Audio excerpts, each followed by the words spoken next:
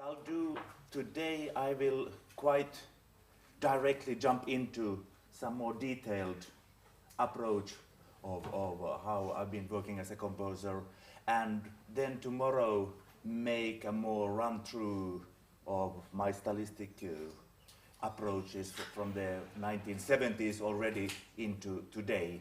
So this might be a little bit of a sort of rough start to get into detailed works, but I hope you, if you still want to hear me tomorrow, you will get a bigger picture of the way of how I've been working as a composer. I started music in the mid-70s, and on some level, from the very beginning, what interested me the most was grammar of music. What is the grammar of music today? What could be found in a world still with, of course, the heavy and enormous ballast we all had then with the fantastic music of the 1950s, 60s, 70s. So a way to find your way into it wasn't then evident. I don't think it's evident today as a composer to find your way into what to do and what to make your world in terms of expression. I've gone the long way because I started with works in the mid-70s, really super structural. Some of my early influence composers were Milton Babbitt, Leigh Hiller, all these computer music things. My father worked for IBM, so I grew up with computers and did in the early days a lot of work already with the old systems. So I belong to the generation of composers who have been writing Fortran in the early days and all that stuff. Then in school, the Sibelius Academy, I got, of course, into the classical music. That was always. We did a program called the Maxet, and it was simple but yet quite sophisticated in the way that you could run all set theoretical analyses just with an Apple II. So this program became quite important for me. So I got into the set theory world. And is set theory something that is familiar to everybody here?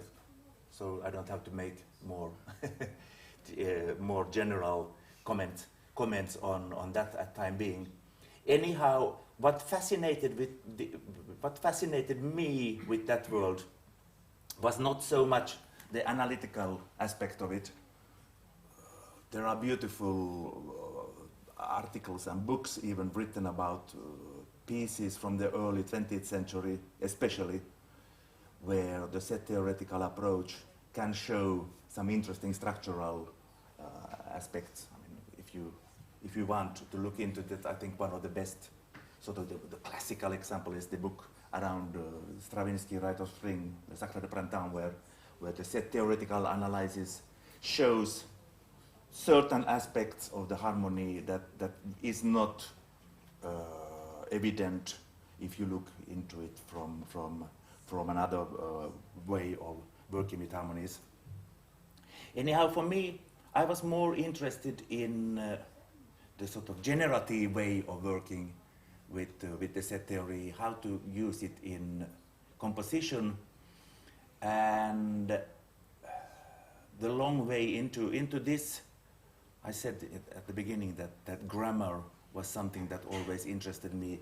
I think in harmony, one of the tricky things today is how do you find classification? How do you find something to work with? How do you get something named? How do you get something that you can stick to in terms of the beauty of the tonal system, where you have the functionalism of harmony and the relation between chords is set up with the grammatical beauty.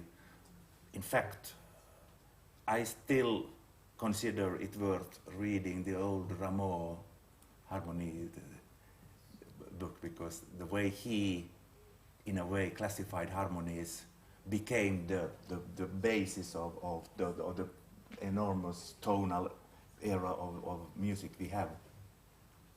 So what I started to do with the set theory thing was to see how could I organize my harmonies with help of this rather rigid system. I had been writing many pieces before this, among other, for instance, Kraft, which is a piece with huge harmonies. Some of the chords are 72-note chords and 36-note chords, and I used quite complicated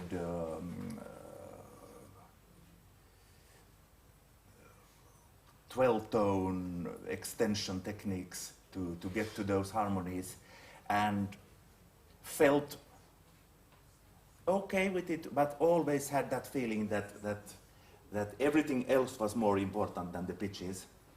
That writing for instruments, I need at least to write exact pitches. So I need them. I couldn't get around them.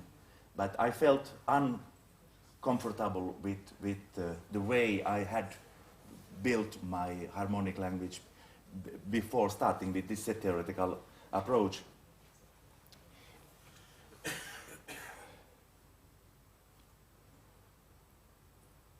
I'm still thinking about some historical things. A composer who found a model which was very important for me was Ligeti, because his way of working with harmonies was stunning in the late 1950s, but yet he avoided harmony.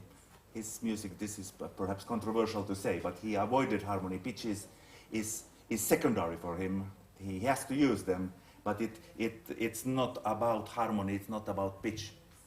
Those beautiful pieces like Atmosphere and Apparition and so forth, it's about something, well, to put it simply, it's about something else.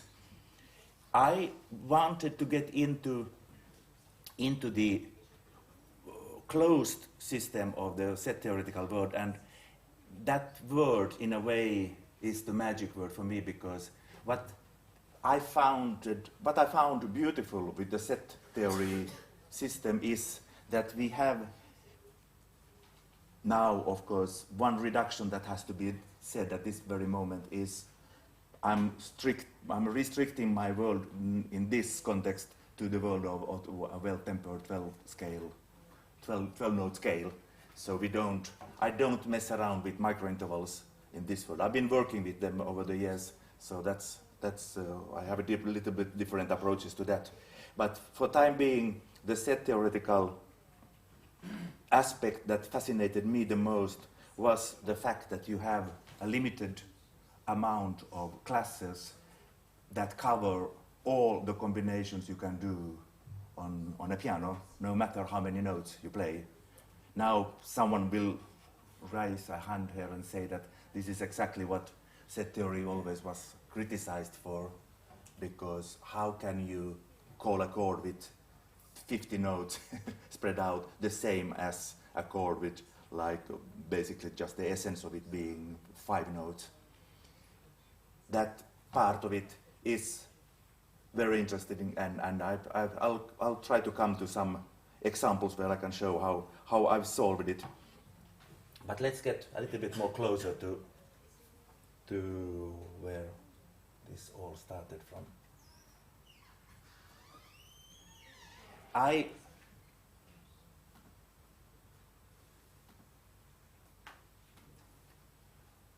Is this okay? So basically this is just a simple, small way. I don't know if you can see what it means. This shows you just the different chord classes. So we have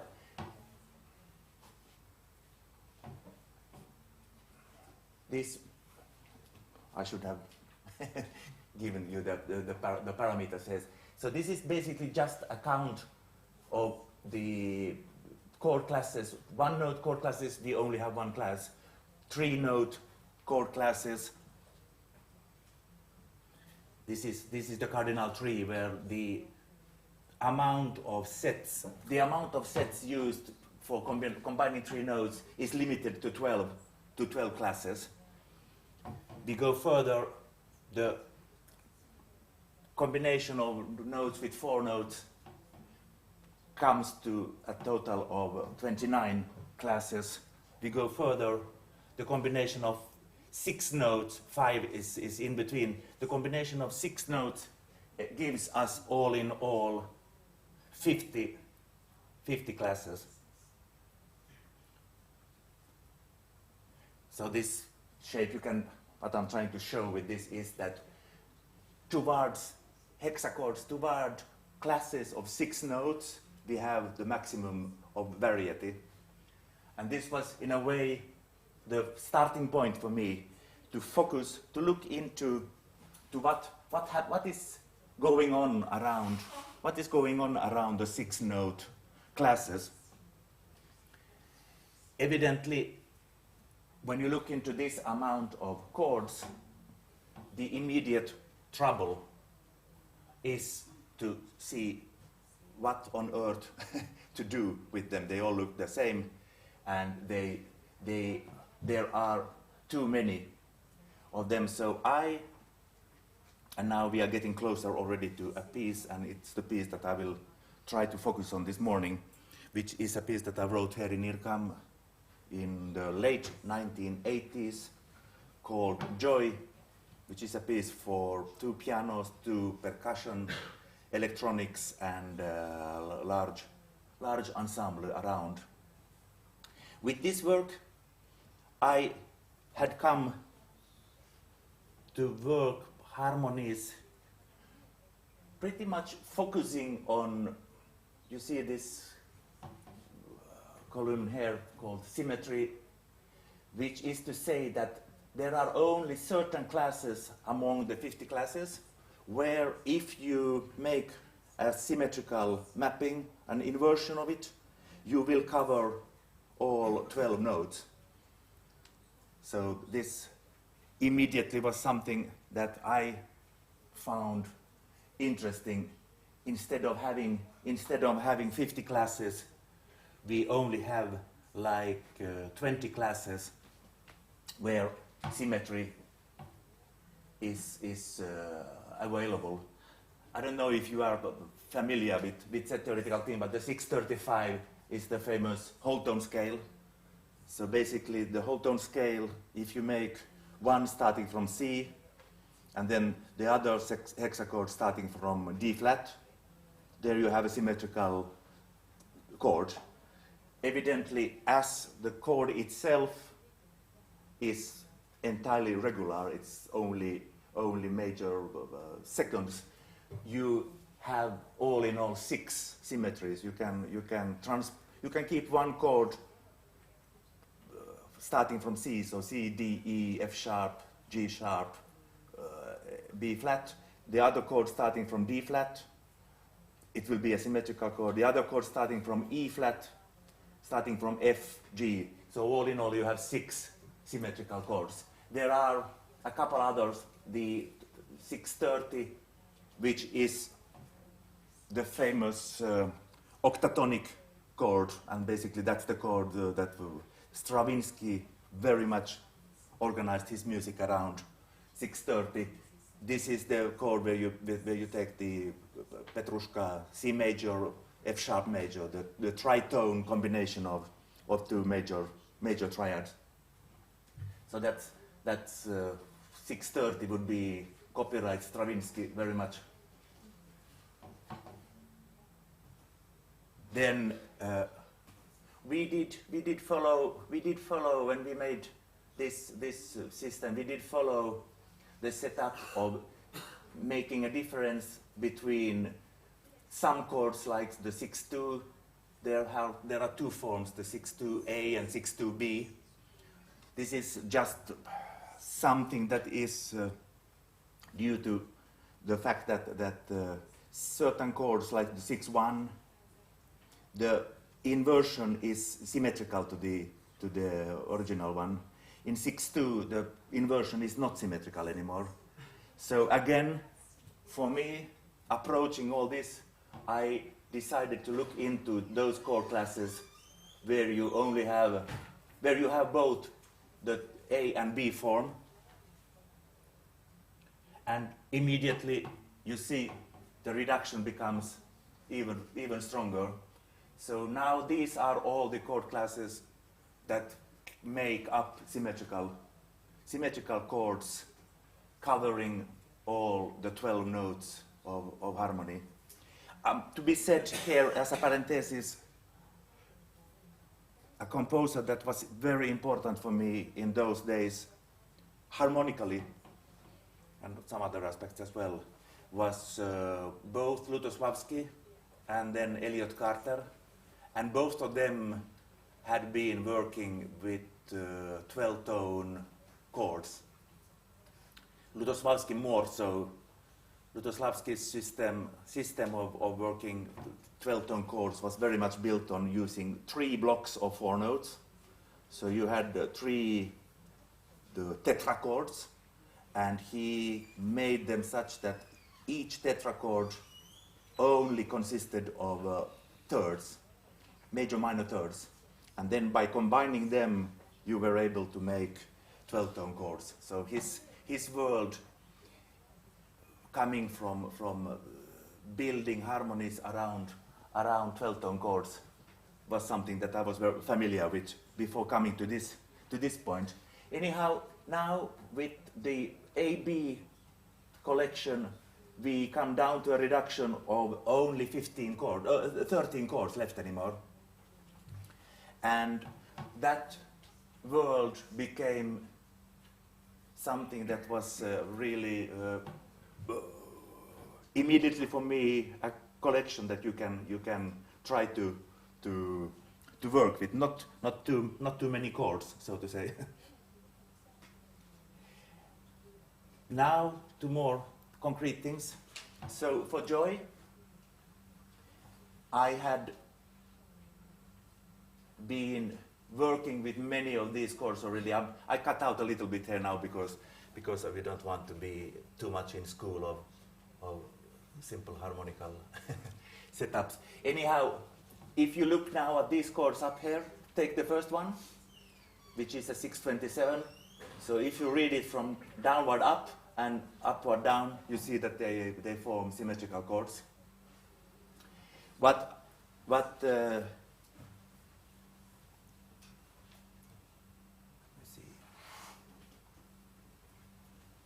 This one is handwritten, the first chord.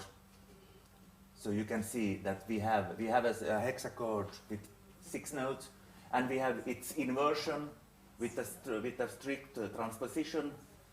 And when you go into the set theoretical world of this, one nice small tool is the interval vector, stupid name, but that's what they call it, which just makes you a count on what intervals a certain chord contain. And in this case, the 627 is a chord where you have 2 minor seconds or major sevenths, 2 major seconds, plenty of minor thirds or major sixths. So if you look at my small drawing up there, you can see the 1, 2, 3, 4, 5. I should have a laser pen here. you can see the five different intervals. Is that clear? Eric is finding me a laser pen here.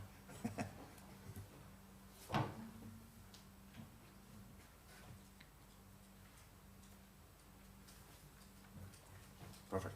Wow. So this, just you can see it, G to E, A to F sharp, etc. contain all in all the five classes. I was fascinated by this because it meant that now the harmonic world I organize is prefixed. I set it up, and it also I set it up in a way that it becomes somehow the core of a certain work. I spoke about chacons in a way. It's of course classical stupid word perhaps for it, but after all it is a chacon. What I mean with it is that for me it's not arbitrary that the chords chosen are built around certain transpositions. They follow a system, and in a way that is still the most fascinating and most difficult thing I'm struggling with. How do we go from one chord to another? I've been doing big sound pieces, and I like it when sound objects are strong and characteristic. But one trouble with that is that we have difficulties of getting that feeling you have in tonal music, where the shift from tonic to dominant is a strong one, or the shift from tonic to the subdominant, or the mediant references. So in my world, I've very much worked out these chords and was interested in seeing how the transpositions affect the sound, well, the connection, of course.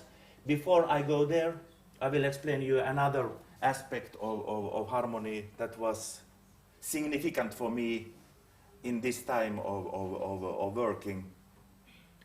The first piece where I used that approach was the piece I wrote before coming to Joy, which is Kinetics. In Kinetics, I used all those 13 classes, so in a way, I should have perhaps prepared that example for you here. But another very important aspect then for me was, now I have my symmetrical chords covering all the 12 notes. So my academic dodecaphonic background is covered in the sense that I know where all my 12 notes are. I wanted something more to this, and evidently I had come to work in IRCAM in 1986, and the very first piece I made here as a project was Ur. And in Ur, for the first time, I tried already some of these things. It was the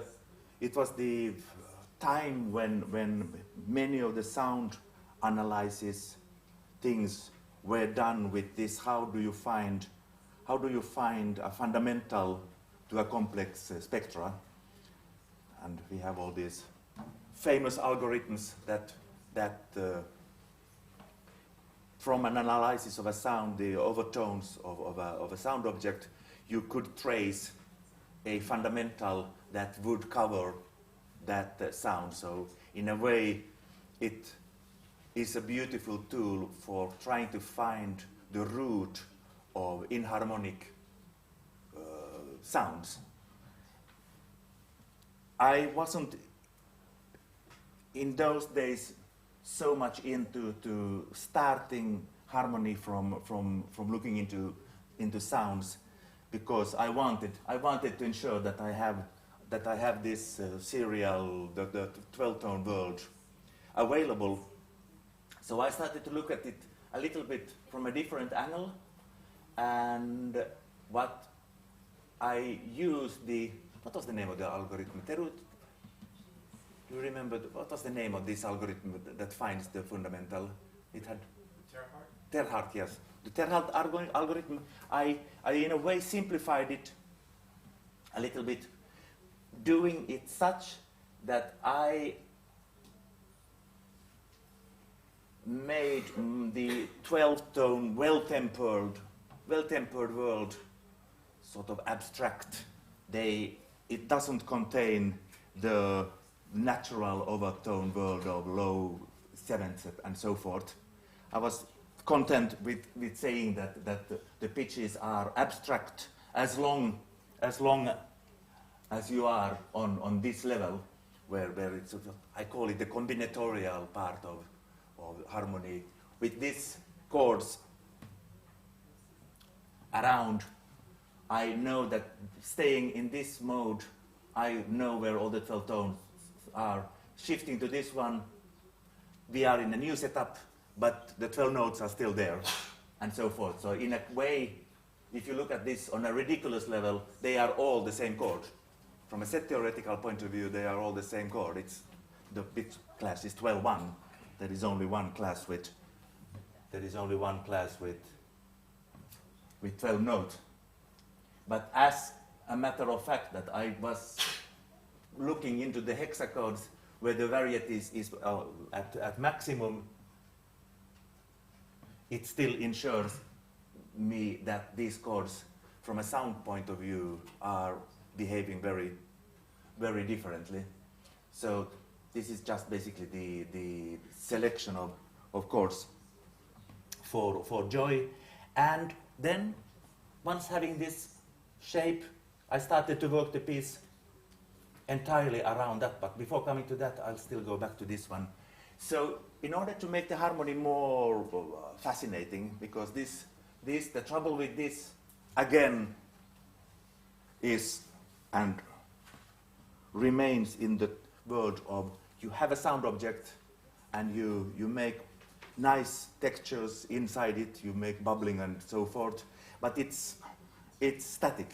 It doesn't have that feeling of something ambiguous. It's in a way too concrete, so to say. So what I did, I started to map the Terhart algorithm, simplified version of Terhart algorithm on it, just saying that how could I use the well-tempered 12-tone, the well-tempered overtone series, is that correct? And map it on to my harmonies and see if there would be context between the two levels. So if you look at this now this is again the same, this is the very same chord as that one up there. Now you can see it here. But this time now, if you read the stems downwards, that is this chord. But now if you read what is mapping on top of this here is the overtone series of a low C. So if you now compare, so from my harmony, the only notes not existing in the overtone series of C is the A staying there and the D flat, this one. The other ones, they all belong to the overtone series. Now again, the overtone series in this context had the trouble for me that it has too many notes. So what I did, I looked into the overtone series and found something. I'm sure I'm not the one who found it. I'm sure there were clever people long time ago. Actually, we can go back to composers like Scriabin, the famous Prometheus Court, one of those chords. Historically, in a way, Prometheus established a non-tonal world at an early stage. But Prometheus chord is the odd overtones, the 6 first odd number overtones. So it's the first, the third, the fifth, the seventh, the ninth, the 11th. The funny thing is that when you continue, you take every second note out of the overtone series, you will end up with a 12-tone chord. because evidently the even overtones are replicating, the C is repeated, the C is repeated, 2, 4, 8, 16, they repeat, the 3, 6, 3, 6, 9, the 3, 6, 12, etc. repeat, taking out only every second with a little bit of trouble up here because the cycle of replica restarts before, so 23, which is somewhere in between F sharp and G, is too close to this in order to be part of it. So you have to go a little bit further. I think it's number 27, which is the last A. But with these notes, we have a 12-tone chord which is based on the natural overtone series. And in my system, well, this is not a system, this is trying to find a way to have more pitches around than just the rigid world of this.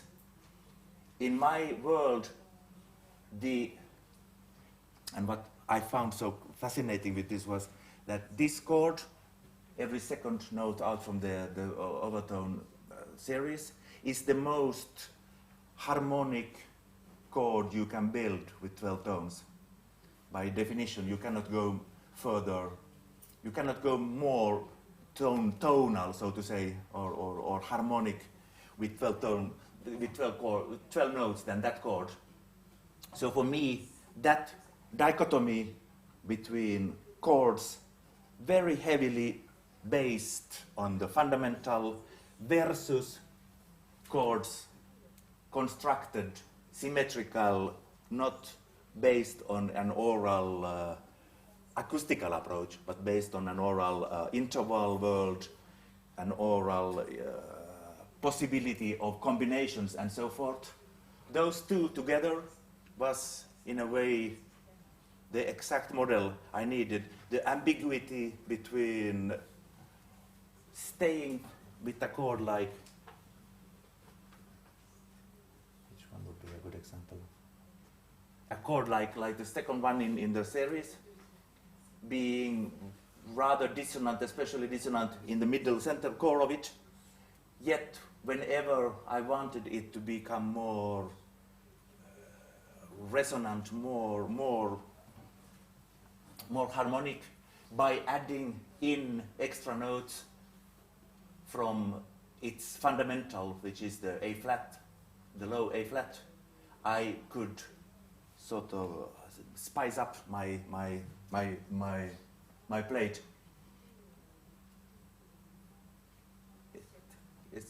Don't hesitate to ask if there is something that is not understood, or if there is something too obvious. That's also the risk.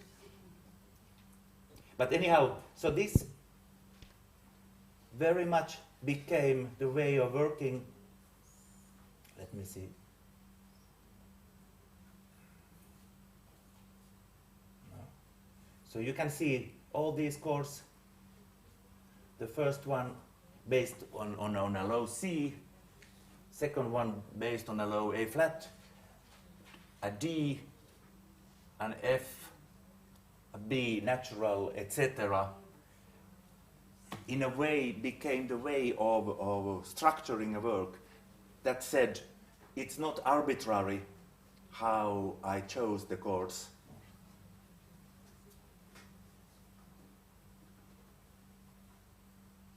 The setup of these chords are based on also having a bass line that makes sense.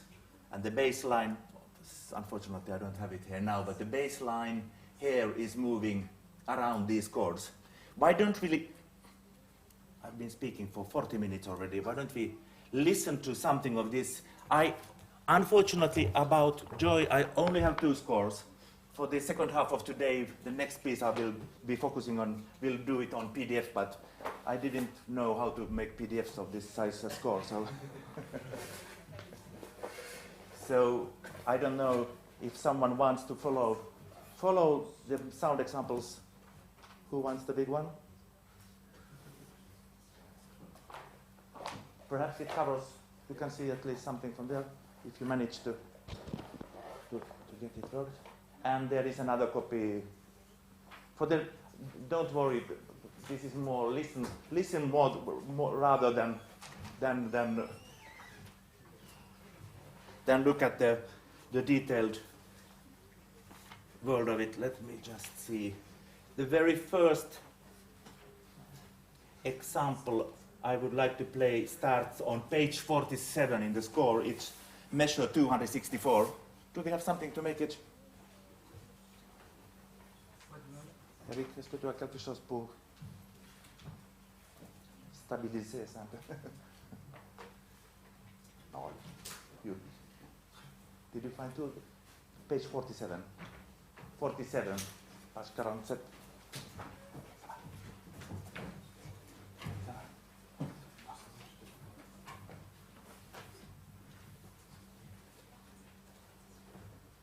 Are you okay? So I'm playing you this. This is inside the piece.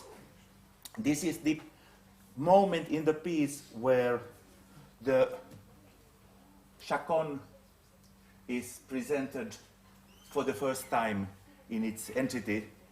So I'll just play you this, and I'll show you how the harmonies move around. Evidently, this is not a chorale where only the chords are played.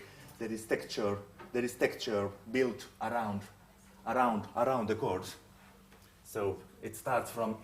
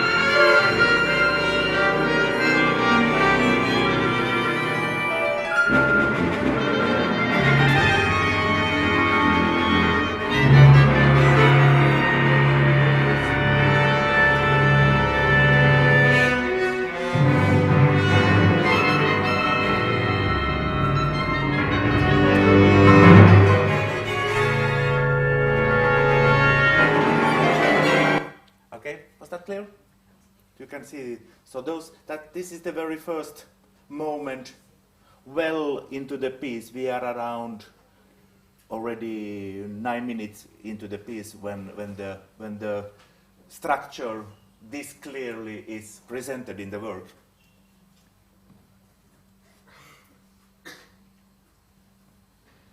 Let me show then how it goes on. Evidently the important thing before moving on here is the language had many advantages for me, because I was able to work entirely my structural world of combining 12 tones, also not only doing it freely but picking out, using some pitch orders, having different types of groups, whatever inside. But the harmony always fixed that outside this, the world only could contain notes from its fundamental. So if in this chaconne moment, if I needed more notes as I needed, I was forced to go and look for them from the other side, so to say. So for me, this discipline, in the same time having the freedom of staying combinatorial, but wanting more restrictedly by only using extra pitches from this, made it rather flexible, because it meant that I could finally get into harmonizing music in the way I always had been so jealous about classical music.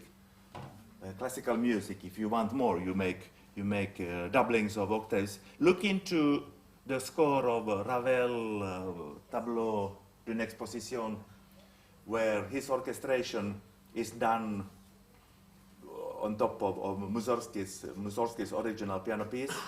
The Debussy edition is beautiful because the original piano is running downstairs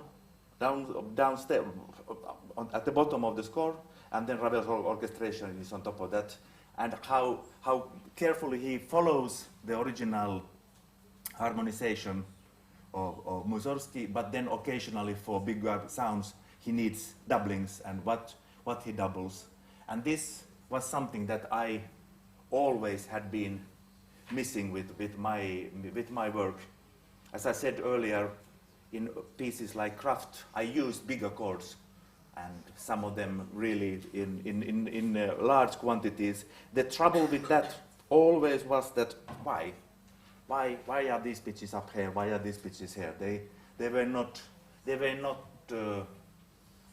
significant enough.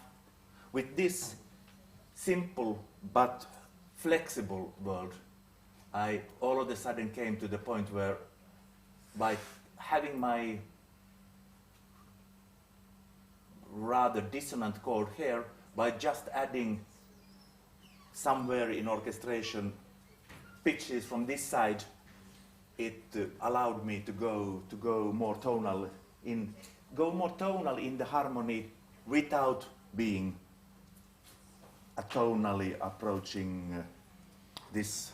This is of course something we should make big arguments about how, and I've been over the years now, ever since I started this path, which was well 25 years ago now, I've been many times opposed the question, why did you go tonal in your harmonic language? And I always said that no, I haven't gone tonal in my harmonic language.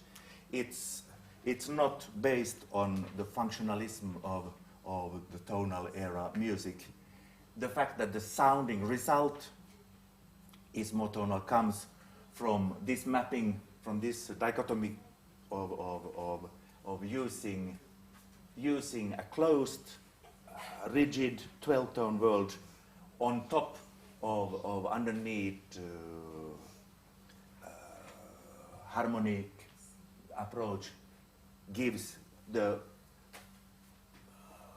evidently on a more musical level the fact that you bring in the low register in this way, of course, makes the harmony more tonal, because the simpler the frequency relationships are, the more tonal they go by definition.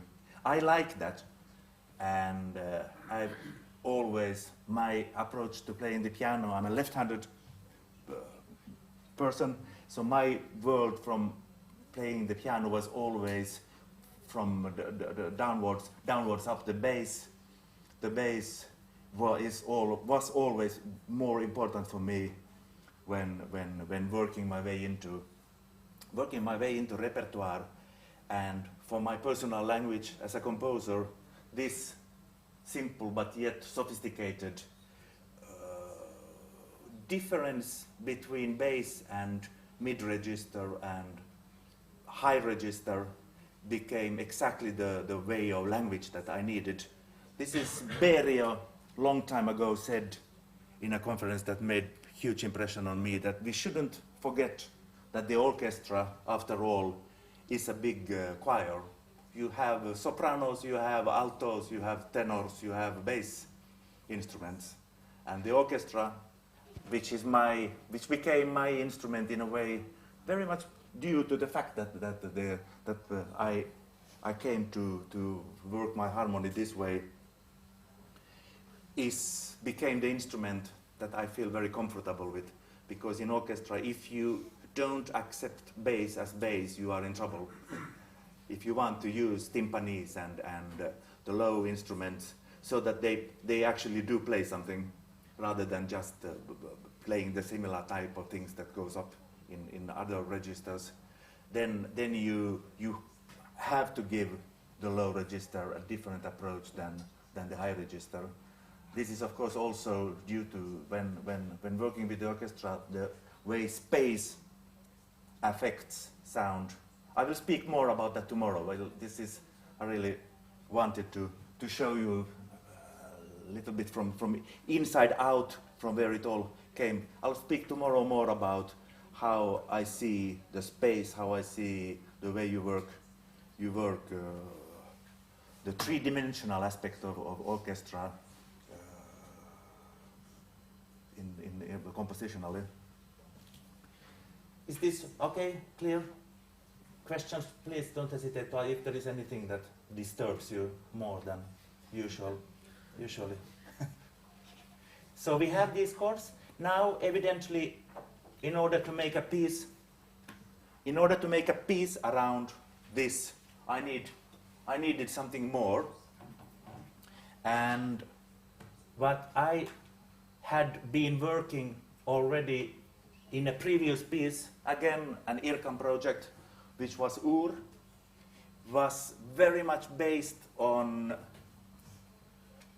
the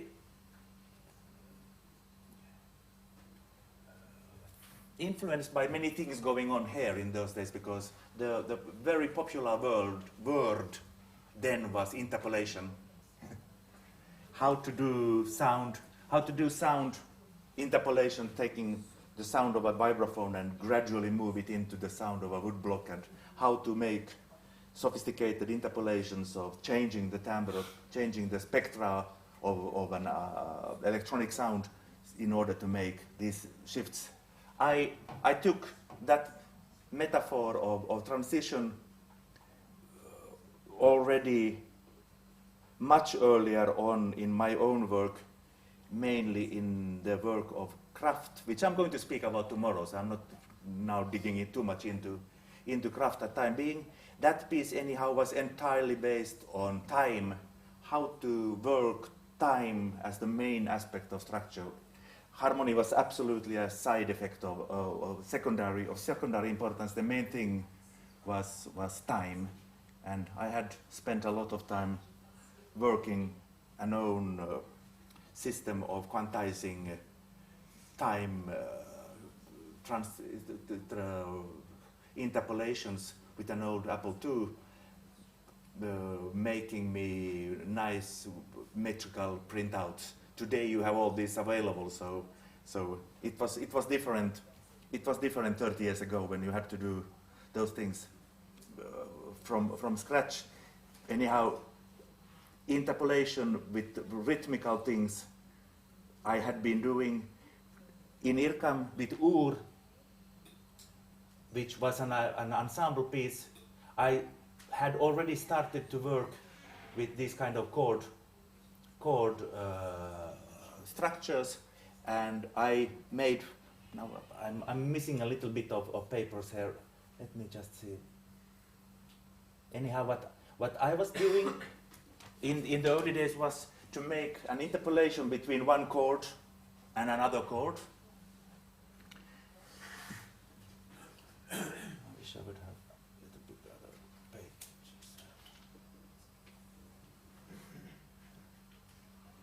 Here is perhaps clearer. So what I did in this context was I took my chaconne chords and I started to make structure around it in a way that the identity of the work very much was based around that initial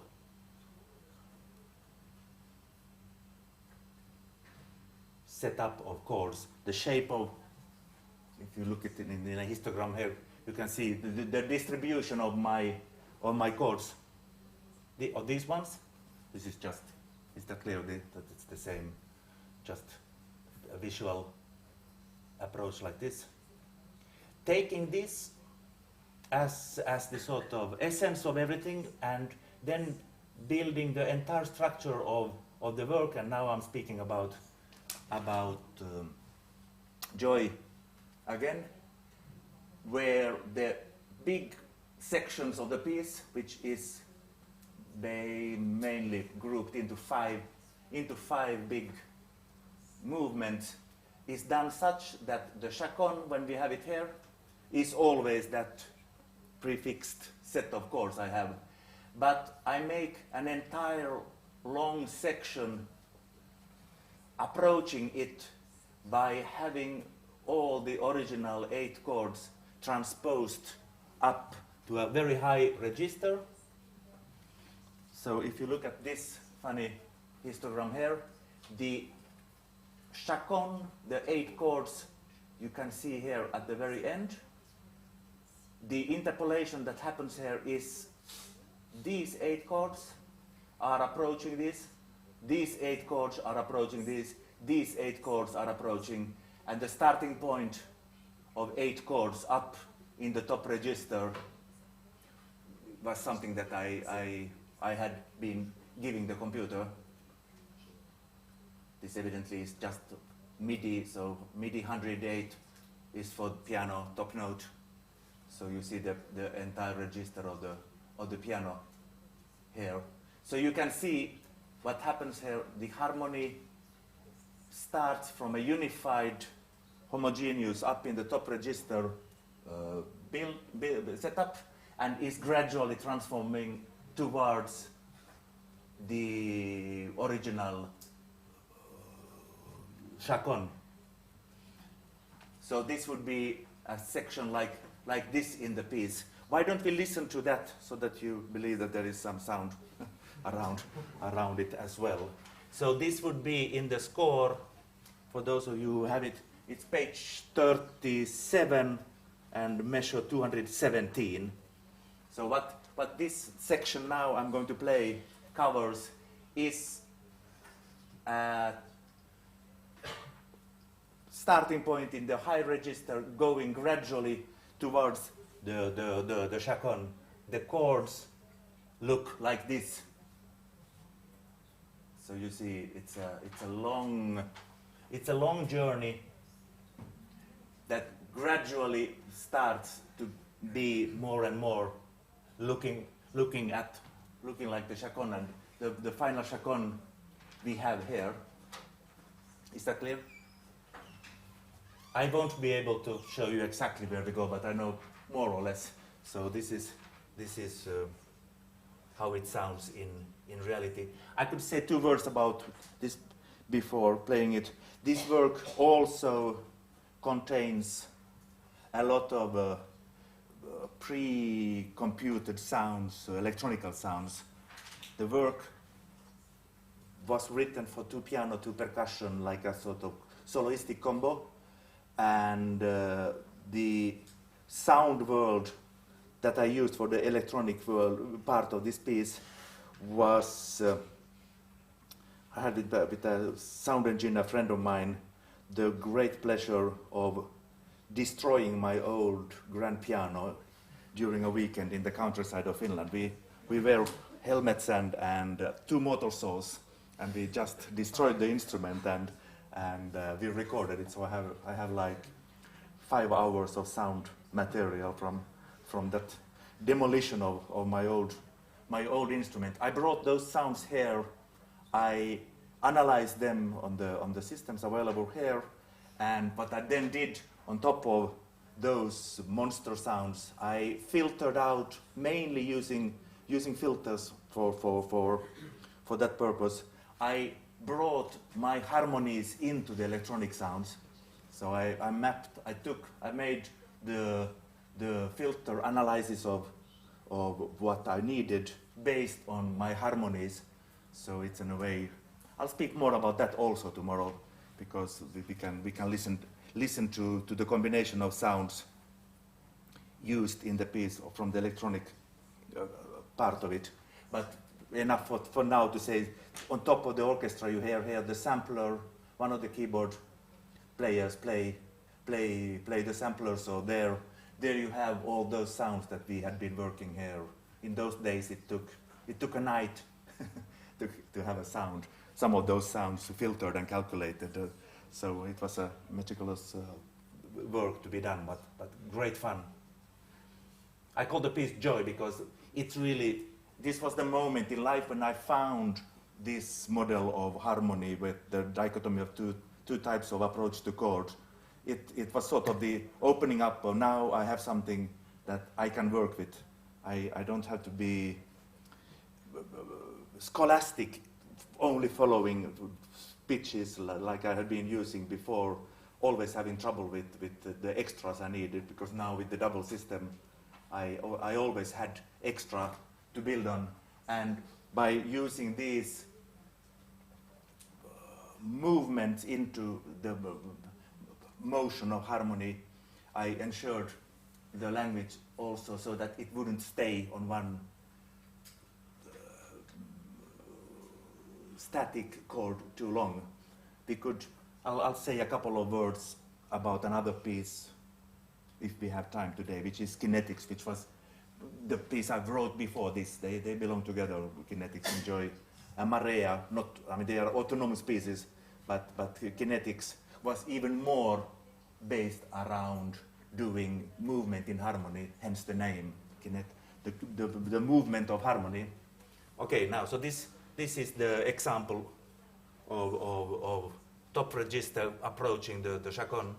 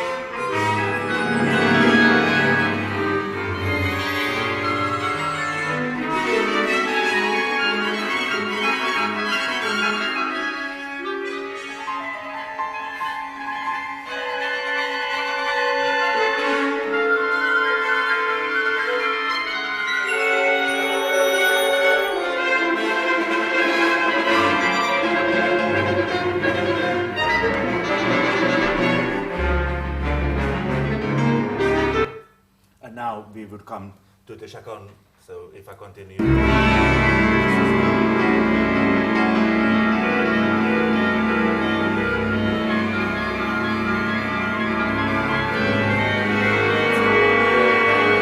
This is the previous example we just listened to. So you can see the main character of the section is a calm stay inside harmony, but it's all the time moving. It has a direction, and that's one very important keyword in my work. I always have liked to do things where you feel something moving. I want a direction. I want a direction into things. I get nervous when things become too static. So that's one aspect of temperament, I would say. Evidently now, so this was just the structure we listened to.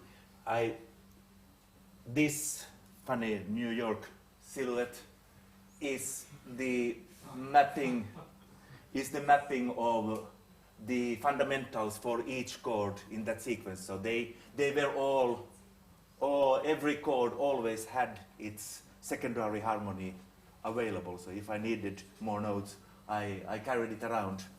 It's for me personally, it was a nice, and it's still today, it's a nice way of having freedom. When I need something else, I have the other part of it, so it's restricted freedom. There is not, I cannot compose if I can choose anything, but whatever. I need constraints, I need rules, I need restrictions within the language itself to be able to let the stimulus of writing music. You understand what I mean? So we can just look into a couple of other ones of these. Where was the overall shape of the piece? Let me see. No, too many examples. Here. So this was the section we just now listened to. Let's hear another one, which is, no, actually this is a nice one. Again, we have now, let me see, what is the number of it?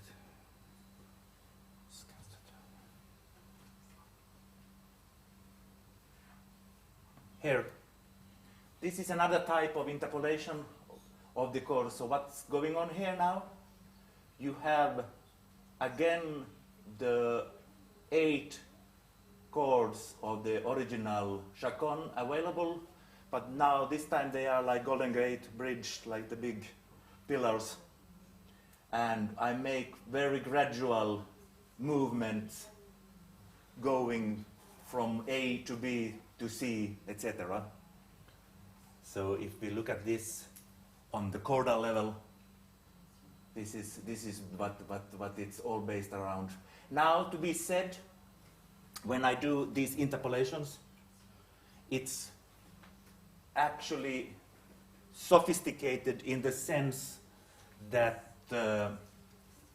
these chords, evidently if you take one chord and you take another chord and you make an interpolation between them, you end up with chords where you don't have any control of what pitches they contain. So what I did for this was I had a very, let's say, sophisticated, it's perhaps not that sophisticated mathematically, but I made a mapping where the intermediate chord between one or two of these fell on something that wasn't anymore a 12-tone chord.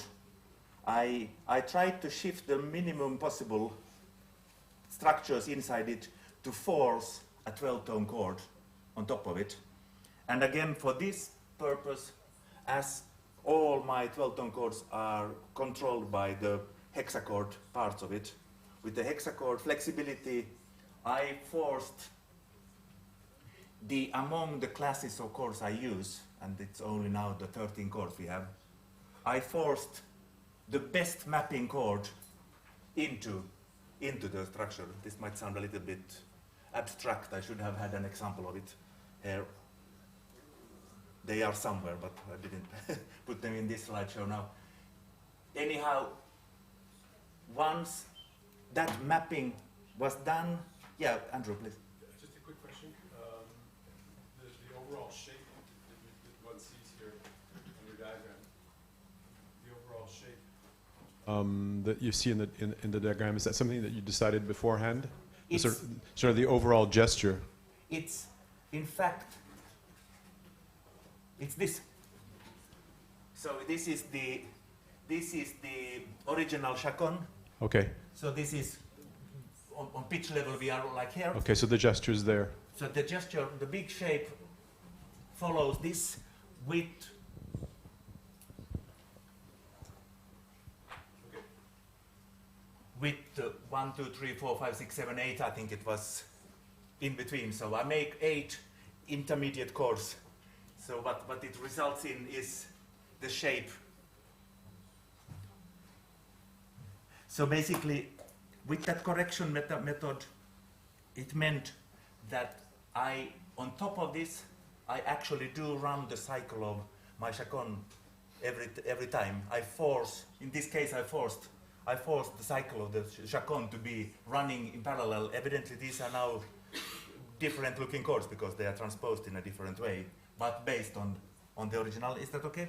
Do you want to hear this one? It's page 79 and bar 424. Do you find them? I'm sorry for only 2 scores. For the second piece today, we'll do PDF, so you will all be able to see it.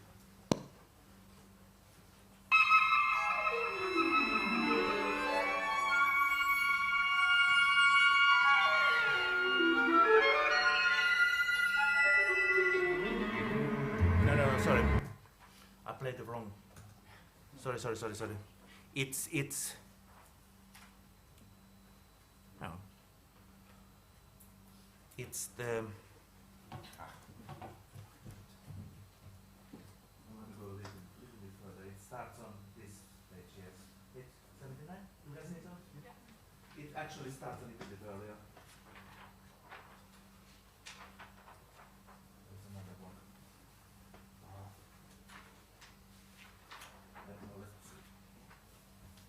Something is wrong here.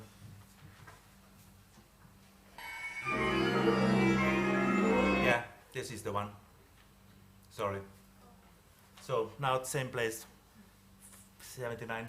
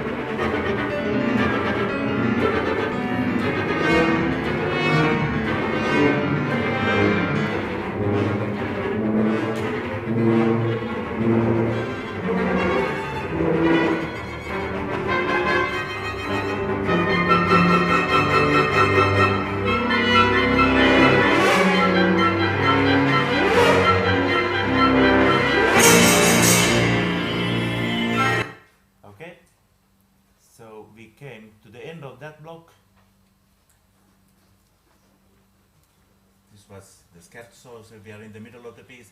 Then I'll just play you the beginning of this one, which is now the chaconne finds its place in the very middle. We start from just a 4-note B flat chord in the middle. It builds up to the chaconne and it goes far. It goes far beyond it. So listen to this, and you'll be able to hear the moment when we find ourselves back to home there in the middle. So the score example starts on page 93, bar 530.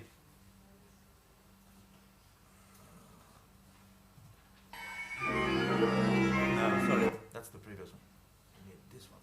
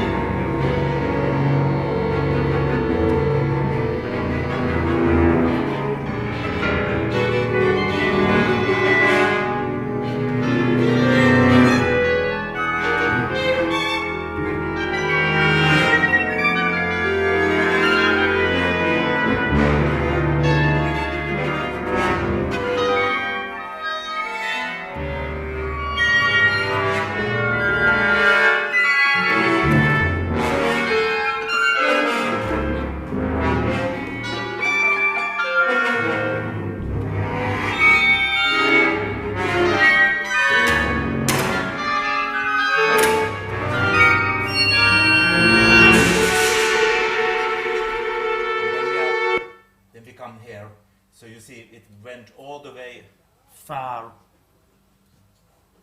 over to the extreme ambitus, in a way, the climax of the piece, and then dropped down back to the chaconne. So that long section we just heard, at the end of it, the second half of it, was again an interpolation, rather clear, I would say. We have the original 8 chords, and they start to compress to get something where they are just lined up in the 8 octaves. So also this, an example of, on some level, complex, because of the correction and making sure that there is the grammar, the language of combinatorial harmonies on top of the spectral world, yet the overall shape controlled with something simple, doing things like this. The previous piece I had written, Kinetics. No, where is it? Let me see. I have it in another.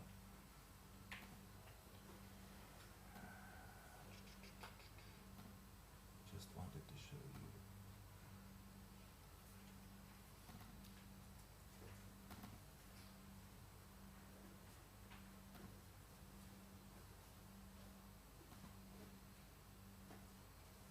This is just a handwritten sketch, but in Kinetics, based on similar type of works, we have the whole piece is basically doing a stretch from the top of the top register to the bottom low note, yet with a lot of meander-like things around the chaconne, similar to joy, then around each chord, then patterns, the kind of things we just heard. Compression of them yet going down. So what I'm trying to say now is that there is space for doing intricate local things, yet they always follow something rather obvious and simple in terms of the overall form. Something where Ligeti was very important for me in the early days. Sorry, quick question. Yeah. This is the second diagram where you sort of show the overall structure of the piece. Yeah. Is this something that sort of appears once the piece is done, or is this something that you use to sort of guide your construction of the overall form of the piece? It's a good question. It's a good question because evidently before arriving, sorry for, before arriving to this, my way of working has been to first of all make the identity of the chaconne something. Actually, this will be the starting point for the second half of today. I will show you another piece where I've gone a bit further with how to work my way into the chaconne. Then I spend a lot of time trying to understand the possibilities of that structure, and then I try many models of these kind of archetype shapes, typically approaching the chords from top or from low or from mid. I try these archetypal things where you make intermediate versions. I try archetypal types where sometimes you have one set of chaconne chords, another set of them, and you make movement between them, and then gradually, when it all comes together, I have been working many of these as separately, composing, working, trying to find them out, and then comes the moment of doing the form to it. Do you know how you get this thing so that you don't see it? I have the little cross at the left of the band. No, the other side. Sorry, the right. Okay. Click there. You have the small cross. But it Oh no. it takes the whole thing out. Well, it's fine. Yeah. You just have to remove the mouse. Ah. outside the screen. Yeah. You can also drag it somewhere else. I can drag it, yeah. Oh, let's see. If you just It doesn't move. don't move the mouse anymore. Yes, stop. Stop. Magic. I'm too nervous a person. So anyhow, then comes of course the time when you start to think about the work, and this is of course a more generic question, because when setting out to write this piece, I knew that I want to do a big size piece, so I had more or less 30 minutes in mind. And when you know that you work a piece on 30-minute scale versus a piece on 15-minute or 8-minute, you have to think about the approach. So with this piece, and when this world was new to me, I was fascinated by being able to bring in my harmonies and then the bass world and all that. I needed time for things. So I decided to make the overall form not too intricate in terms of going for many movements. So the overall shape of the piece became a world where we have 5 big chunks of 5 movements, more or less, where 2nd and 5 are typically these type of processes we've just been listening to now, and they go from top to the chaconne to the center, from center towards the chaconne to the extreme and to the bottom. So you see a line through 2nd and 5th movement. Then in the middle of those, after those and before those, we have 2 scherzo-like movements. I call them scherzo. It's not really scherzo in the traditional way, but I mean it's a more ledger way of orchestrating and working into the patterns. They are based on the first one. Each chord of the chaconne gets a lot of attention.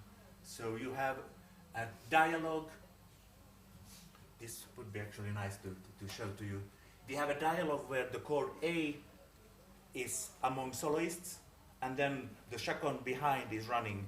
So on top of each chord, some solo groups play music only based on A, and the rest make a run through the next. Then B becomes focus, C becomes focus, etc.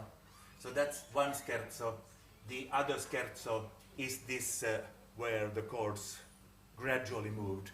So those 2 movements have a similar type of texture. It's much more chamber music. It's duo world.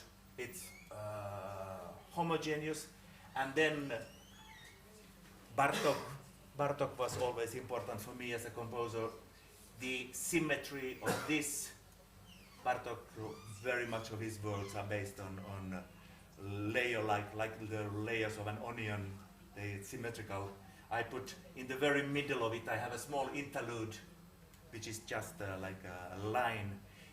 This form then felt needing something else, and before we go and have a coffee, we can just look quickly about what I did in order to make the balance of the form different, because what disturbed me with this was the paradoxal thing to say, but I make a symmetrical form and the symmetry disturbed me. So in order to make the symmetry go amok, I needed something else, so I added a long section at the beginning of the piece, which is 24 variations. So if you want, this is 24 variations and then a huge fugue on after it. I'll just say you quickly what the variations are about, because they are linked to this. What is that? We don't want iPhoto. What is this? Sorry. It's the effect of trying to type on a computer and speak is, we call it the demo effect. What I did For the variations, I'm not going to go too much into detail, so don't be afraid.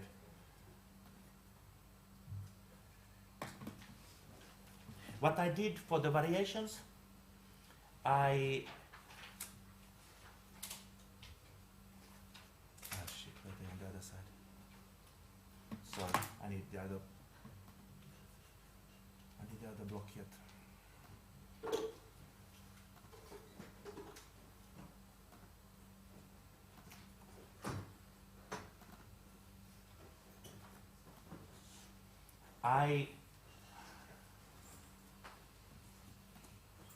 Before going into the Chacon world, I wanted to establish music around that 12-tone chord, which is the odd numbers of the series. So you remember it was a 12-tone chord based on 2 times 634, so it's really spectral, as close as you can get with 12 tones. I chose just subclasses, various subclasses of this. So you have a big bunch. You have a big bunch of chords. Continues here. You have a big bunch of chords, all of them being subclasses from the main big chord. And in order to make that into music, I started to work on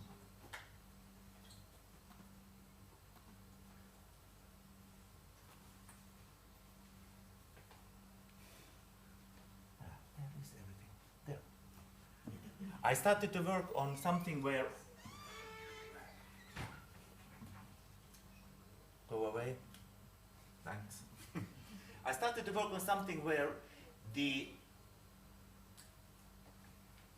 fundamental of the Chacon, remember I had those, the first chord starting on a low C, then the second chord of something else. I choose just a subclass from the spectrum and I make them into canon. So it's everything about a dialogue. The same chord is transposed to E, to B flat, to F sharp, etc. And it's projected with a canon of always 2 layers. So with this simple yet, simple classical canon technique, I build 24 variations based on subclasses.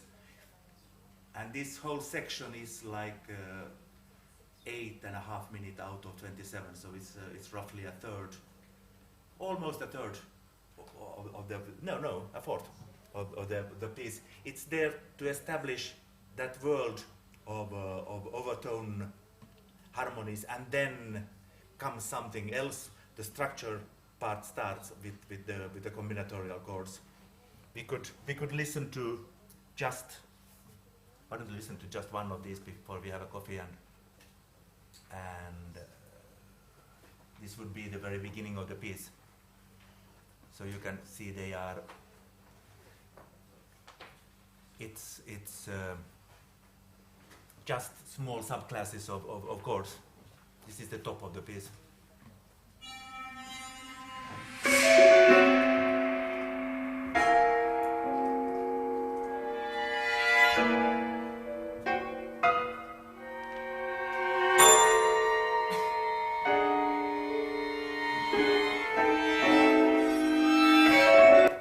So that's first variation. We have 24 small chunks like this coming up in the row, and that builds up to something that, stop it, sounds like Diabelli variations, and then comes the opening of the first long chunk, which was this process. So it's a way to make form balance, to present those long processes. Now it's time for coffee. I hope to see you back here for the second half of this. I move on, but in the same spirit. This is a piece which is called Cantigas, where I went a bit further, hopefully, with similar types of ideas, and it came to a point, evidently after Joy. I wrote many pieces in between Corrente and Arena and so forth, where I started to feel that identity in form, in music, wasn't enough to be built on textural approaches. So much of Joy is still about giving those harmonies profile by texture, working the way into identities by a textural approach. I never really dared going into thematic approach, writing a melody and inventing a melody, and then or doing the Beethoven business, taking a couple of intervals and then start to build on top of that. Yet I wanted more profile to my material. So when starting to work with Cantigas, actually, let me just make sure that I change it on this side as well. It's pretty much based on similar types of structures in terms of chords and so forth. This time we have very similar to Joy. As set again happens to be 8. It's not always 8. That is my number. But I have chords again based on symmetry around hexachords. So the lower part is a 618, the upper part is a 618, and so forth, 627.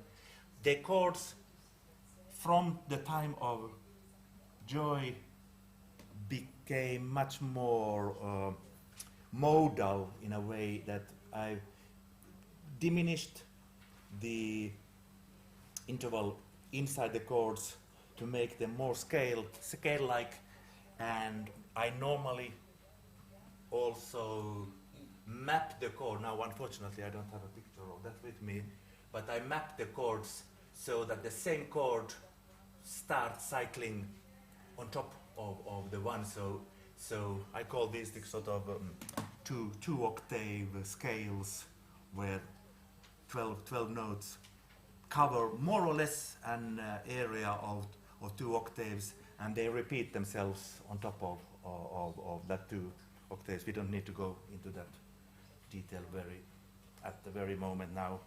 But anyhow, the important thing with this piece was I wanted more thematic, more characteristic sort of approach to the material. So the chords in the setup this time are built a little bit differently. We have a first part. I like classical terminology, so if you want to stick to antecedent, we can call it that. There is a setup of 3 quite distinctive different types of characters, A, B, C, and they are built on some models. The very first model of this piece goes back to the concert. This was a project for the Cleveland Orchestra, and they had second half of concert. They had Gustav Mahler, Das Lied von der Erde, and I always like when you have an orchestra piece to be written. I like somehow, not necessarily to get influenced, but I like the fact that you think about the context where your piece is going to be played. Yes, please. Sorry, which is the name of this piece? Cantigas. We have scores. I will also have access to show it in PDF for you. This is one score. This is another So what I did, I wanted to get some profile out of already Mahler, Das Lied von der Erde. So I'm just to make a little bit less of speaking here. I'll show you just for refreshment how Mahler started.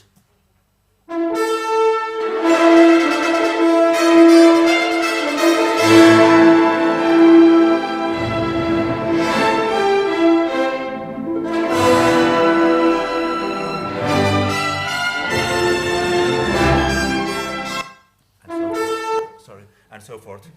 So you see, but I took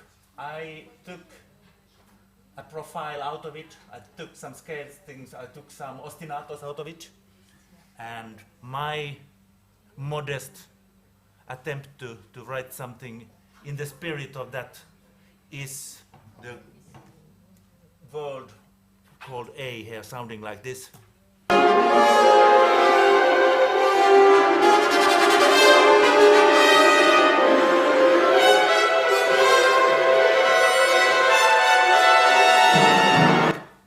So you see an obvious link in the pace, the gestural approach, nothing to do with Mahler's harmonies, pitches, or so.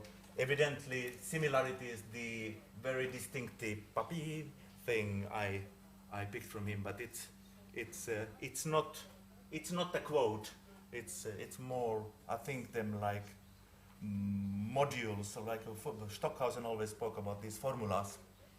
I very much like that you set up something. You set up something that whenever you come back to it, it is immediately recognized. We can listen to another element that. Well, I'll tell you a couple of these. This is the word of B.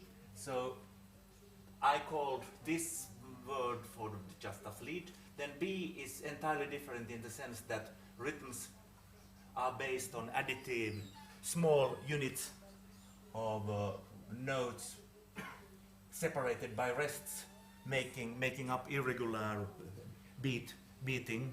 So this would be a typical example of B. It's measure 30 in the score. I don't know if we don't start with the score yet.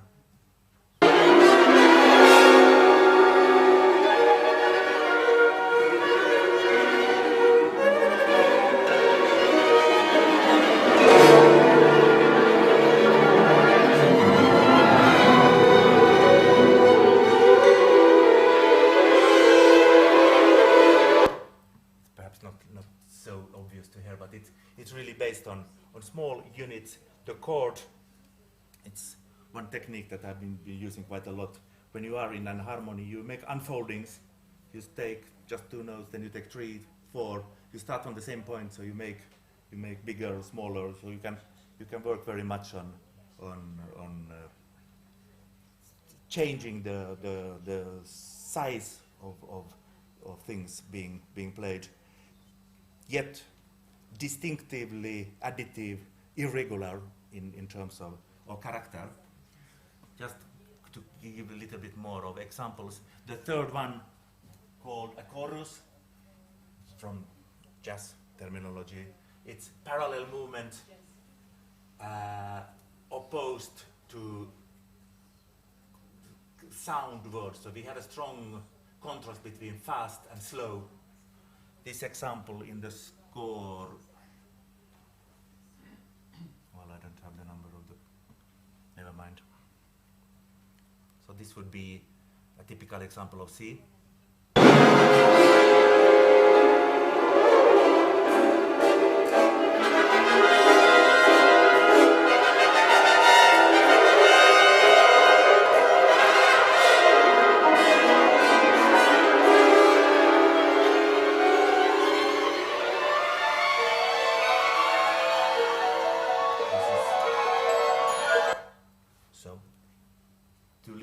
Two halves together.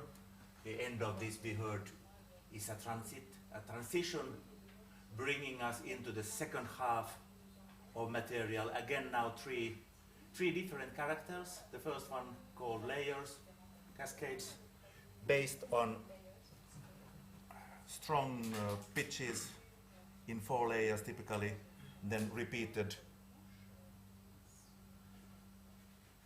Again, I don't have the number of the measure here, don't mind. So this would be D, the first time it's presented in the piece.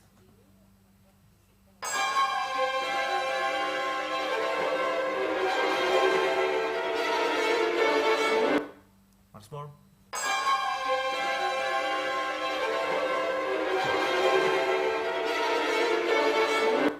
It's not perhaps that clear to hear it here.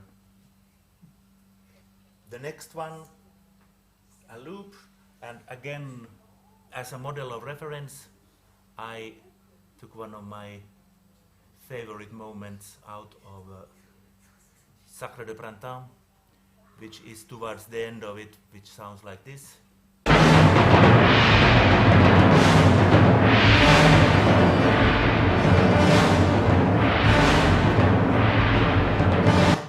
So this time, what I'm working on is just some similar type of patterns out of that amazing moment in Rite of Spring. My humble version of it sounds like this.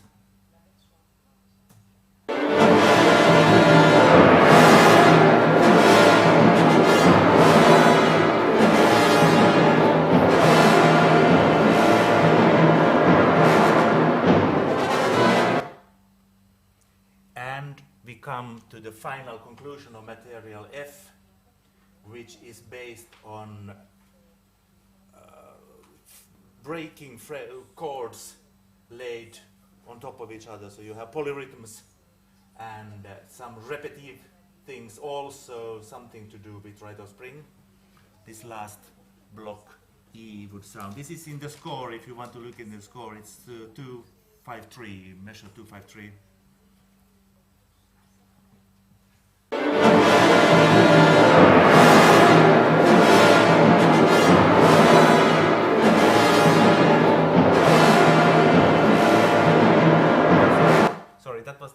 Sorry. I play you the wrong things here now. It's this is F253.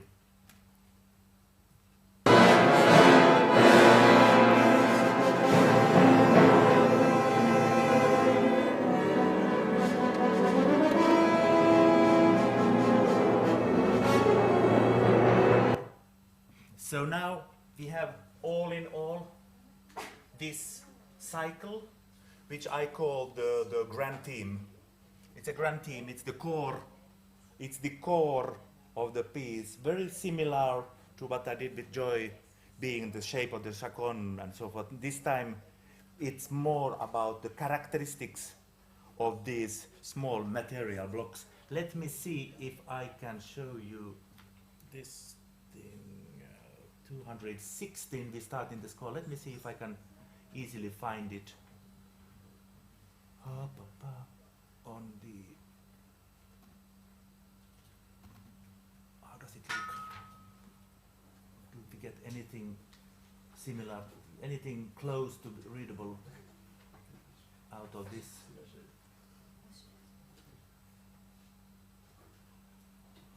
I don't see. Can you read?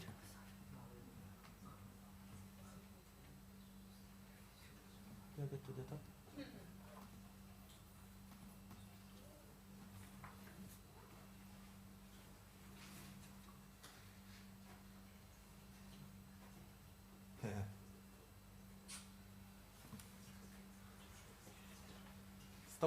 Stop.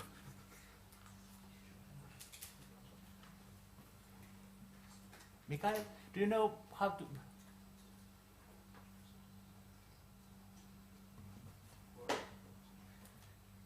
Is slide view always does 2 pages like this?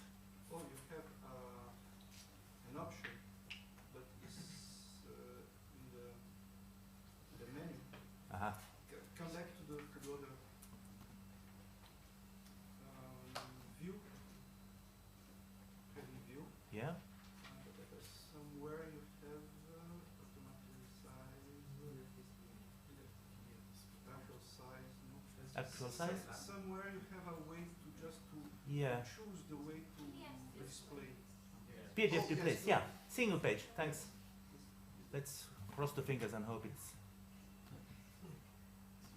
a little bit more, well,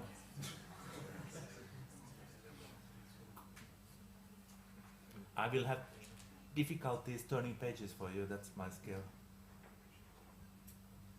Why don't we go back to the double page? I think it's the similar.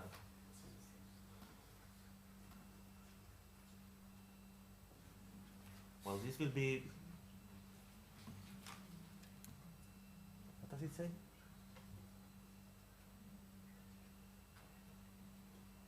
Well, I'll play from here, let's see. Let's see what it sounds. It's anyhow, this is the first time in the work when that theme, grand theme, is presented. So it starts from here, and it's the beginning is the Mahler business. I'm not convinced that I will be able to turn pages for you properly here. Let's try. So 253 in the scores for those who have the score. How many scores did we have? Did I give you all what I had? Yeah. Okay.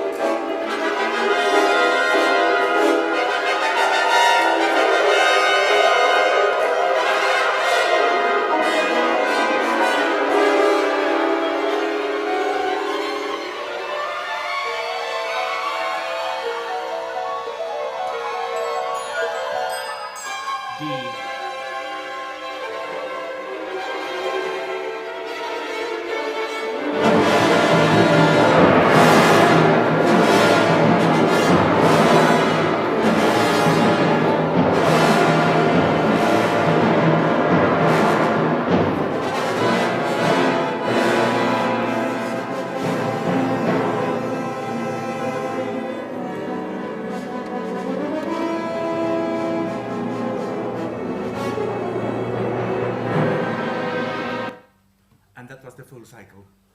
So let's just look back at a little bit. Do you see anything of it? So this was the first one, A, ta ti, ba, da da da da, etc.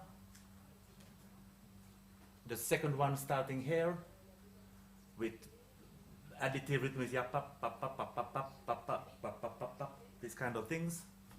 It's a complex section of that already where so the polyrhythmic additive business is running inside that structure. C, very clear, you hear it, ta-ta-ta-ta, then it stops, ta-da-da-da-da, ta-da-da-da-da, etc. The transition between the antecedent and the consequent starts. This is the transition, the consequent starts here, the D, repeated, so always 4 layers of moving business, and then the Stravinsky earth dance thing, and finally the polyrhythmical chords, the 3 towards 2, 3 towards 4, 5 towards 4, staggering chords. Do you mind listening to this once more? I'll try to be a better page turner this time. So we start from there.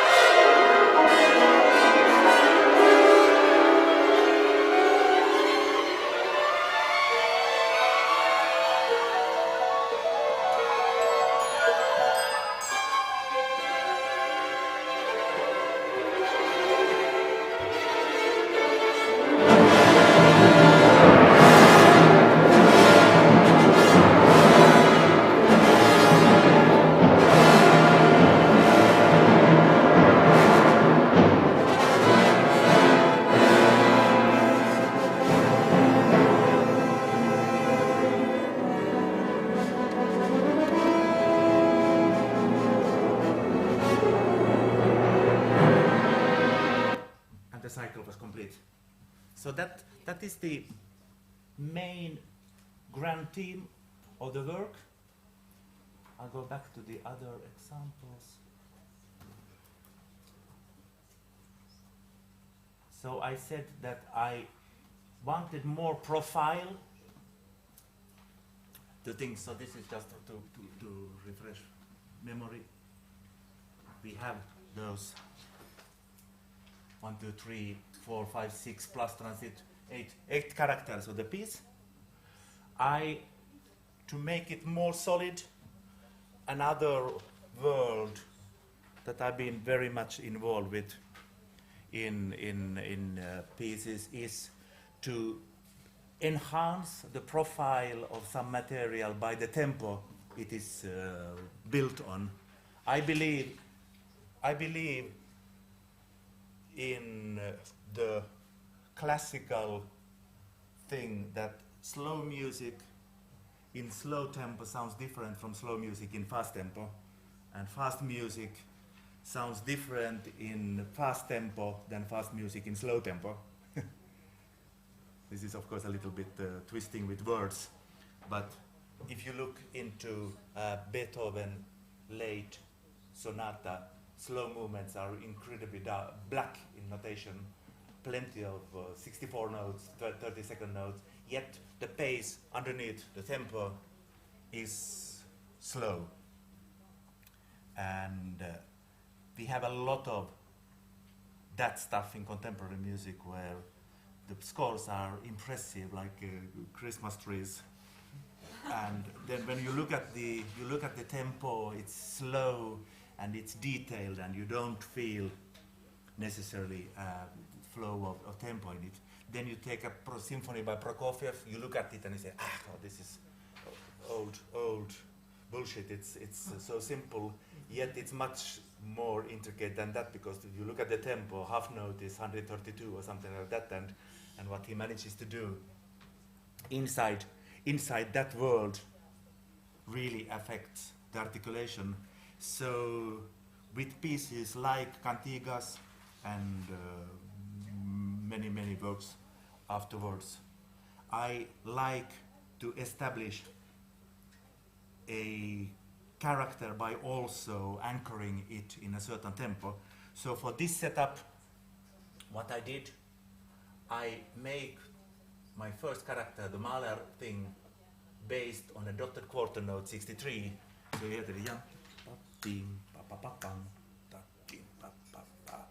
whenever we go, I should have the third computer here now, it's difficult to shift between these. Whenever we go into B, there is a metrical modulation into 84, so it's the relationship of 3 to 4. So if you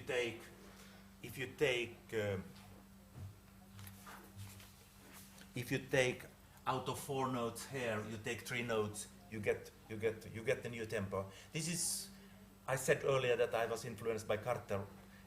His big achievement was, of course, the whole beautiful world of tempo modulations. Look into a piece like the Third String Quartet or so forth. Everything is very strict in terms of how the tempo relationships are set up. My world is slightly easier than his, because for him it was really the manifesto aspect of it. I go basically similarly, like my shape of the chord chain was building up. I speed up the tempos, so shifting from B to C, we now have a narrower tempo shift from 4 to 5, so we end up in tempo 105. That means that anything inside B played as quintuplets become quartuplets in 4. So it's a system. Once these are established, whenever A leans towards B, quartuplets here become triplets here. Whenever B leans into C, quintuplets become quartuplets on this side. Next step further to the transition, we go from 5 to 6. So tempo is now 126. Then from transit to transit 2 could have been 6 to 7. That is tempo 100, 100, 140 something.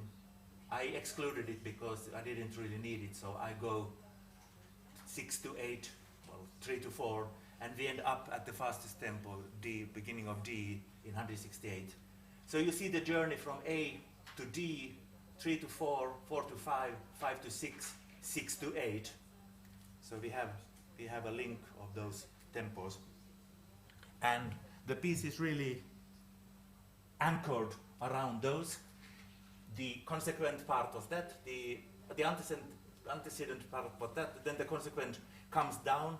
This time we come down directly from 168, 4 to 3, so we end up on 126 again, and then at 3 to 2, final tempo is 84, and 84 back to 63.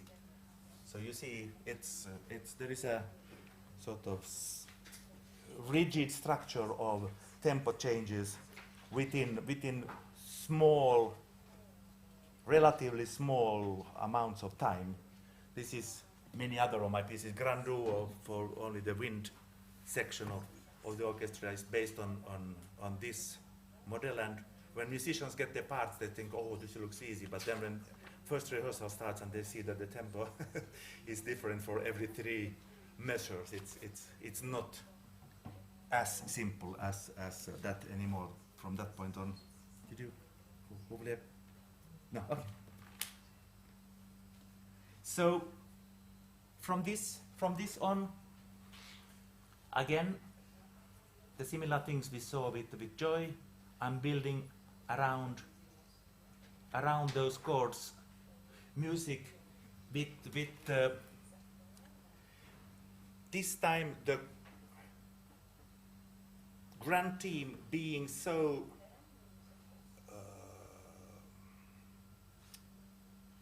rich. I mean, I'm not saying now rich in a judging way of it, but rich in terms of different things going on in such a small span of time. What I then wanted to do with the overall form of this piece was to go towards something that unifies the piece. And as I had picked one of my favorite moments in Sacre, the one we just heard, the one towards the end, my absolute favorite spot of the entire piece is the Danse de la Terre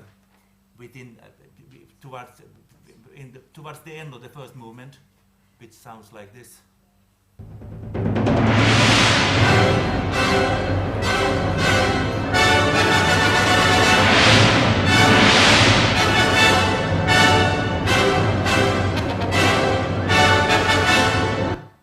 So what I'm doing now with the overall form of cantigas, I, again, quite similarly to what we did in Joy, I group material into movements.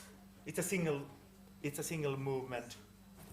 It's played without interruption, the entire piece, but it's grouped into 5 movements, where opening of the piece is running 3 times the characteristics of the work. From the very top of the piece, it already immediately establishes the use of all the tempos, so A, B, C, transit, D, E, F, respect their own tempos. They gradually build up the material around the grand theme, which is presented at the end of the first movement. So if you look at, I'm sorry not having, I could have brought the histogram of this as well, but I think we can do with this. So what we have for first movement, 3 expositions, 3 times the same thing, not 3 times repeated the same thing, but it's building up the material. Then there comes a very typical Joy process from the very high down to a low register, passing by the chaconne, the same opposite way around, and then comes the block we just listened to. So this makes up the first movement of the piece. So you see for 260 measures of music, the amount of tempo changes with full-size symphony orchestra is more challenging than people think when they see the parts. Then I go again, you start to see some similarity in forms. It's a 5-movement piece with material significantly more aiming at a slow movement, yet no more material is brought in here. They always sit on top of the same stuff I've established with the grand theme. 3 more run-throughs with more scherzo-like words. Then a 4th movement, which is very much about chamber music, going into detail work. And then a final, and the final of the work is Beethoven was a composer who always influenced me. I like his development section world, which is not so much about developing, but it's more about destroying. He cuts out characters by building up the climax of development sections, liquidating, sort of diluting material characteristics. And as this piece, so much was set up around the rich, hopefully rich world of different characters, I dilute characters so they all go towards similar kind of expression. So we end up in music which everything is about different approaches of repetitive music. So we have a strettas, which is really ostinato kind of fast music, dance things which is more based on the additive world. We have machines where things start to loop, and we have a big coda where it all goes into. It's so fast that it becomes slow music. So this is just to give you a quick idea of the entire shape of a piece. Would you like to hear the piece? I've had the feeling that I've been speaking quite a lot here already. We could listen to the whole piece. It's 70 minutes. Does it make sense? Do you want to ask something? Please don't hesitate. I might have forgotten many things here, what I wanted to say.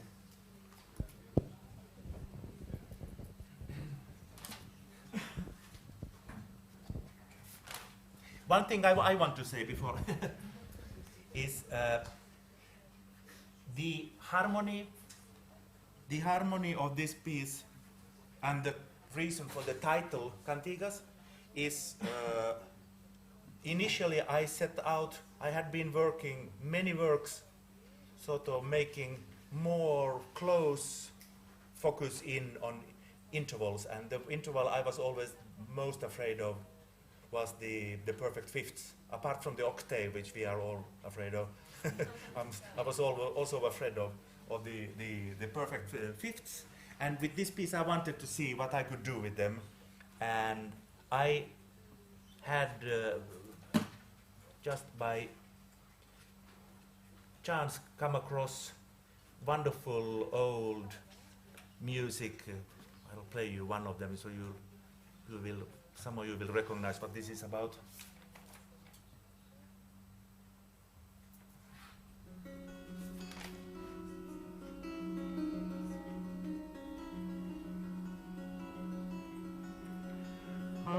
Que faz os pecadores dos pecados repentir, ven por os mudos e sordos fazer falar e oír.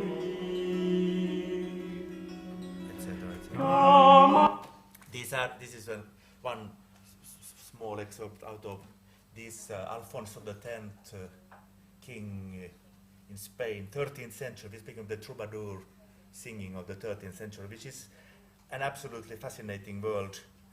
They used plenty of 3+2 rhythms all the time.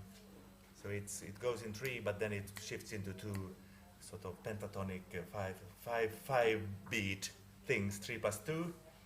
and I had been studying. I started to study some of those to some length, and really saw how this was very structural. It's very serious what they think about. Santiago del Compostela, if people know, in northern Spain, that's where all this was done astonishingly long time ago. The 3+2, of course, coming from IRCAM, immediately, what do you think of 3+2? I think about a fifth, the relationship of the second and third partial. So I found a connection to the troubadour, the rhythm world of the dotted quarters and the beats on top of fifths. So what I did with cantigas, all the harmonies. Now I don't have that chart, but I would like to show you from this. But the chord selection I did are all chords that are rich in fifths. So you can find a lot of fifths inside those chords. It became among atop of the grand theme characteristics of this work. The open fifth is something immediately associated to this work. Does someone want to ask something at this point, or shall we listen and then I want to play the piece now for you. Let me see if I can turn the score. It might be tricky, but I'll do my best if I can find it.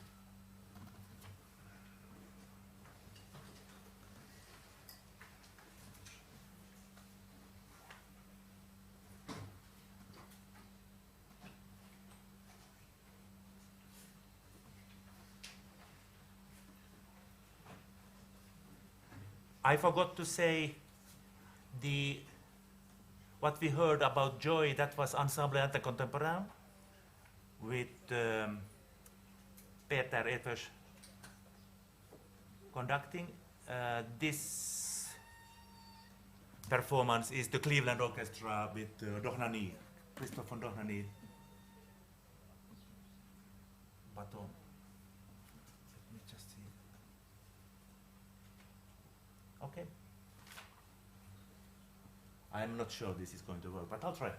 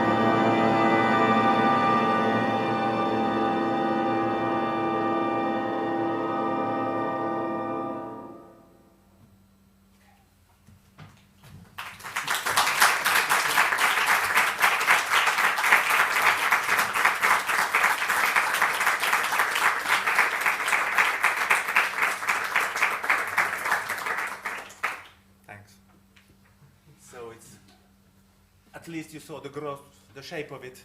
Details you need to look look into the scores. Do you want to pose some questions? We have 1 minute. Andrew?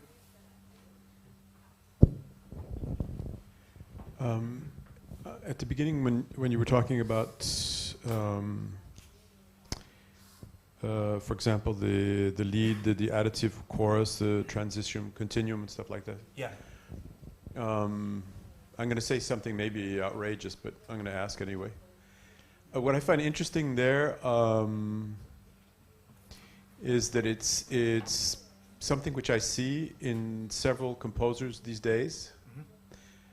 And the first person that sort of explicitly explained that to me was Marco Stroppa when he talked about his musical organisms. Yes. Yeah. And as you know, I've worked for many years with Pierre Boulez. Of course. Yeah. And he developed this, especially in Exposant Fixe, this way of writing, which I call myself the famille d'écriture. So it's a way, these processes, a way of constructing processes that have an identity, not in the same way as in, let's say, a thematic identity. Yeah. But you have a musical material that is somehow related. You have let's say, a family of things which you can always connect with that family, but they are different. Yeah. But at the same time, there's no sort of singular reference point in the form of a theme. Yeah. And so my question is the kind of things that you developed in terms of kind of types of behavior, which enabled you to deduce certain types of musical writing. Is this something that's along the same lines, or? Absolutely, absolutely. I very much thought a word that I've been using so much in thinking about making material distinct is the gestural approach of things. So this, a very simple something fast, slow, is a strong gestural statement, and it allows many things happening in the fast bit and many things happening in the slow, and yet the distinction is clear. So Marco, I know very well Marco's work, and I know your work, and this really, how do we create identity in music today? It's not obvious, and I think this kind of almost graphic approach to things, enabling you to distinguish between this and that, and on top of that, my being very much into this world of intervals, that certain intervals link to certain things. They build a flavor. In this, the fifths were very dominant, but then it goes into third harmonies, then it goes into harmonies of seconds and big major seconds, so you get the sort of Holton Scale words.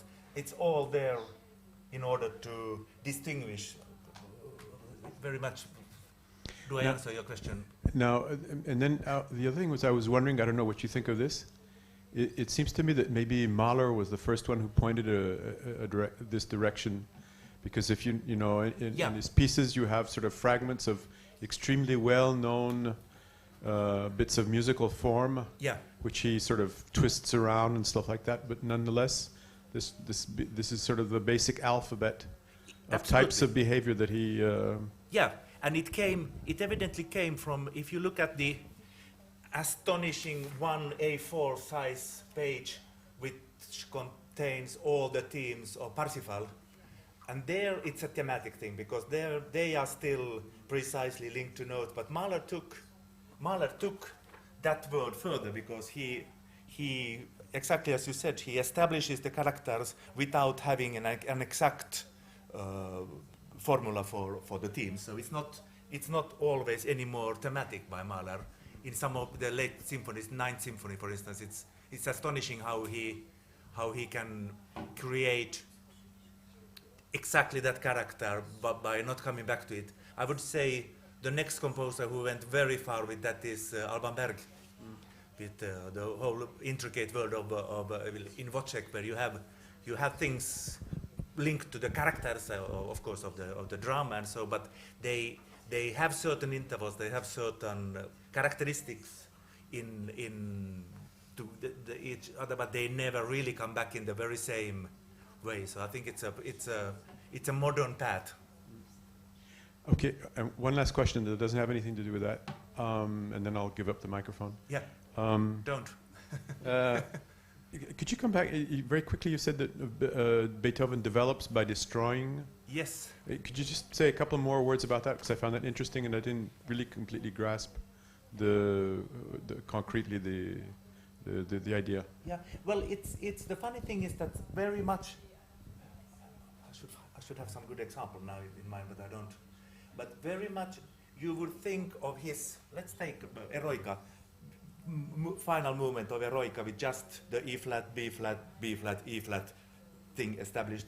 You would think that he starts to develop it, and with the development section go further into it. Actually, he cuts down. He liquidates qualities that he establishes. So very much Beethoven. So many of his pieces. Towards the end, we are the only thing we are left with. The only thing we are left with is the sense of speed. He has taken he is cutting out all qualities, so basically you don't have anything left than just the drumming of it. He would, if Beethoven would have been composing today, it would sound amazing, I think, because he would do wild things towards the end of his movements. Mm-hmm. And I really think he's not adding things, he's taking out things. And the more you take out, the less, but the more immediate things remain. So finally, in many pieces, just a bit, Waldstein Sonat, the end of, it's just white keys all over the place. We could speak more about this. I have more. No, but now I understand what you're saying. Yeah. Okay, thank you. I think he's still, for me, thinking about the past on composers who still speak to you as a composer, I think Beethoven is the one who communicates very well with the thoughts of today. Mozart not. I love Mozart and I respect him enormously as a composer, but he doesn't stink like a composer. Beethoven stinks like a composer. So basically all types of archetype forms develop. You can find the roots in his amazing oeuvre. Now I'm not here to carpet sell Beethoven to you, of course, but I think he's speaking about economy of material and what you do with material and how you set up form. He's a composer who can teach us so many things still today without having to go back to his language, of course. That would be anachronistic, but the drama, the sense of drama, the sense of dramaturgy, everything is astonishingly modern, I think, in his music. The crazy composer, this is always something with colleagues when we have fun. Who would be the composer you would like to meet? About Beethoven, I would be happy to see. The other one who I think still today communicates and is a crazy composer is Berlioz. They're also a man who, if Berlioz would be composing today, would be very interesting to see what that would be about.